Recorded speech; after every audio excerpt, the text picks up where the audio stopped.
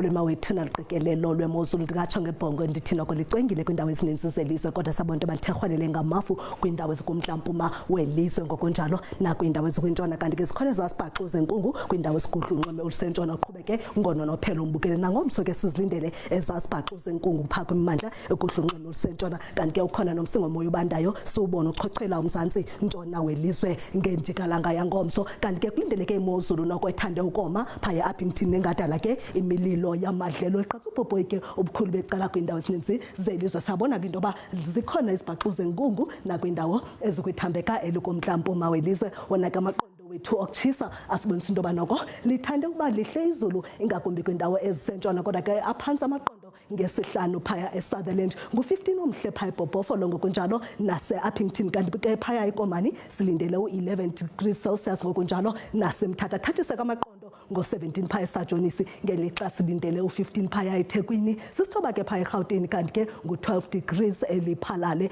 xa sijonga ngomsombukeli sabona into yoba noko lithande ukuba lihle izulu phantsi kulo lonke ilizwe amaqondo noko athanda uba phakathi nga-20 phaya eKapa lodumo koKhayelitsha koKells River phaya athathise ke ngo-28 phaya eCalvinia ngu-34 ke uthande ukufudumala phaya eAppington kanti ke sabona nakwindawo ezisembindi into yoba noko amaqondo athande ukuba phezulu 30 degrees phaya eBloemfontein ngokunjalo naseVryburg kanti ke xa sijonga phaya eRhafu nakhona amaqondo noko athande untingela phezulu ngo-33 degrees Celsius ekomani naphaya kocala eLedifre phaa kozingquthu nakoqoqodala silindele u-29 degrees Celsius ze kufudumale ngo-32 phaya eMthatha mandiphele emehlweni ndisale entliziyweni kamnandi.